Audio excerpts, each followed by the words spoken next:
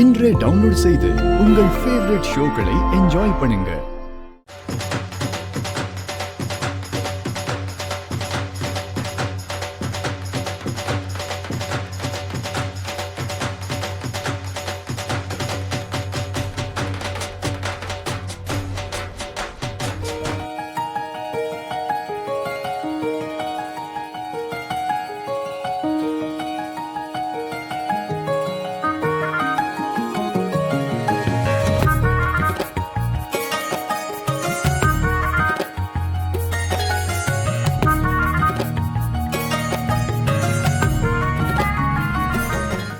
என் X-wife எங்கள் 2 பேருக்கும் arrange marriage தான்.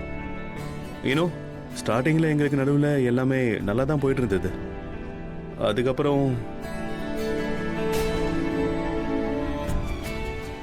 ஆனால் சாரி எனக்கு ஆக்ஷன் மூவி பார்க்குறதுனா ரொம்பவே பிடிக்கும்.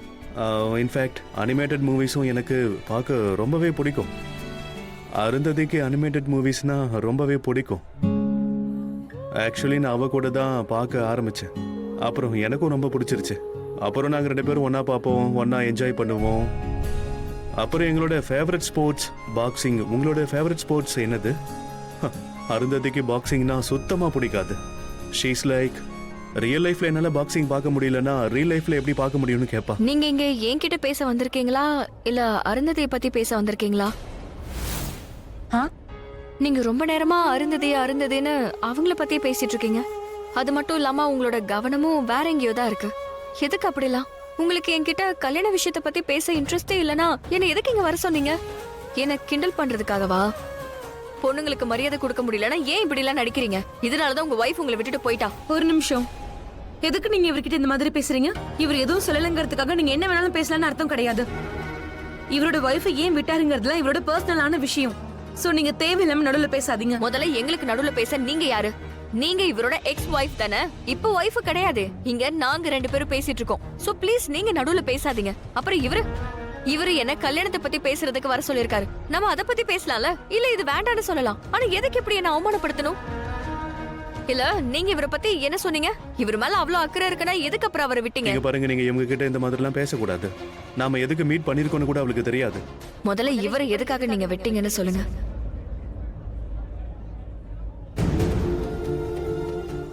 ஐம் சாரி, நான் உங்ககிட்ட கொஞ்சம் ரூடா பேசிட்டேன்.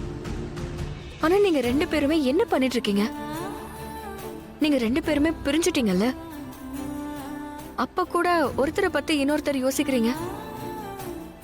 இவ்ளோ அக்கறையை காட்டுறீங்க, ஒருத்தருக்கு ஒருத்தர் துணையா நிக்கிறீங்க, ஏதாவது ஒண்ணுன்னா சண்டை போடுறீங்க. அப்புறம் எதுக்காக நீங்க 2 பேரும் பிரிஞ்சீங்க?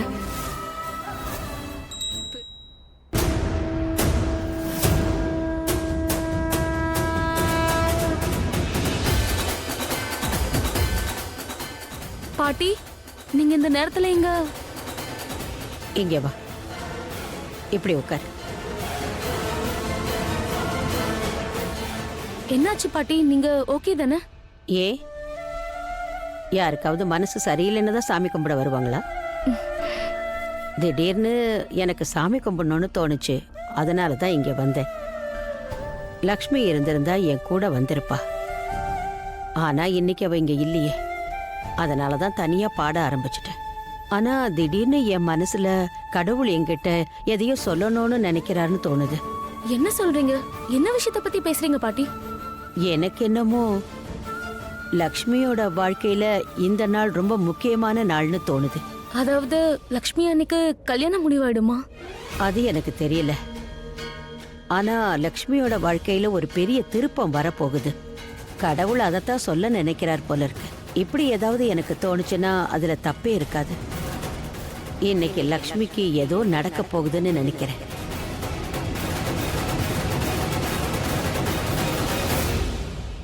மிஸ்டர் ரிஷி, நீங்களே எக்ஸ் ஹஸ்பண்டா இருந்தும் உங்களோட எக்ஸ் ஒய்ஃபை கல்யாணம் பண்ணி வைக்கணும்னு நினைக்கிறேன். இதனால ஒரு விஷயம் ரொம்பவே கிளியரா இருக்கு. உங்களுக்குள்ள இருக்கிற உறவு ரொம்பவே ஆழமா இருக்கு. எப்படி நாங்க அவசரப்பட்டு கல்யாணம் பண்ணிக்கிட்டோமோ, அவசரப்பட்டு டிவோர்ஸ் பண்ணிட்டோமோ, மேபி ஒருவேளை உங்க விஷயத்திலையும் அப்படியே நடந்திருக்கலாம்ல. இது ஒரு ஃப்ரெண்ட்லி காமன் தான். எனக்கு தோன்றதா நான் சொல்றேன். ஐ ஃபீல் அது உங்க ரெண்டு பேருடைய ரிலேஷன் ரொம்ப ஸ்பெஷலா இருக்கு. இவ்வளோ ஆழமான ரிலேஷனை டெவலப் பண்றது it's impossible. So honestly I feel அது நீங்க ரெண்டு பேரும் ஒரு கப்பல் ஆகணும். அது மட்டும் இல்ல, இவ்வளோ நல்ல உறவு இப்பெல்லாம் கிடைக்குதா? And you to know the modern times.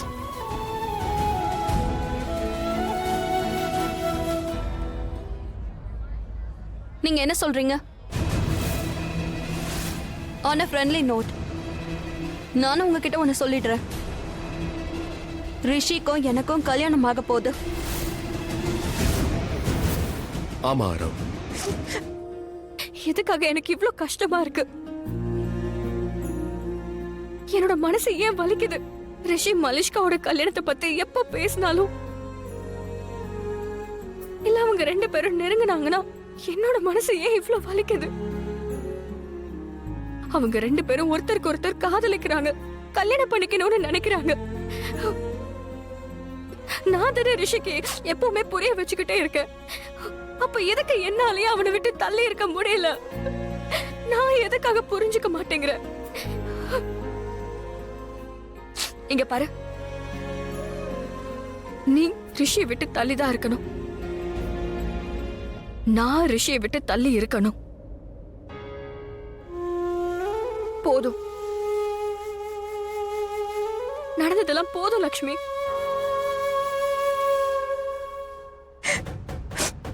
ஒரு விஷயத்தை நீ நல்லா புரிஞ்சுக்கணும் லக்ஷ்மி. ரிஷியும் நீயும் ஒரு நதியோட ரெண்டு கரை, நீங்க எப்பவும் ஒண்ணு சேர முடியாது. இந்த விஷயத்தை ஏத்துக்கோ, இத நல்லா புரிஞ்சுக்கோ. ரிஷி மலிஷ்காவுக்கு சொந்தம், அவங்களுக்கு கல்யாணம் ஆக போகுது, அவங்க ரெண்டு பேருமே காதலிக்கிறாங்க. ரிஷியோட இடத்துல இந்த உண்மையை நீ மனசுல வச்சுக்கோ. போதும், நிறுத்து லக்ஷ்மி, போதும். ரிஷி மலிஷ்காவுக்கு தான் சொந்தம். அவ மலிஷ்காவை கல்யாணம் பண்ணிக்க போறா. அவனோட கல்யாணம் மலிஷ்கா கூட நடந்தே ஆகணும்.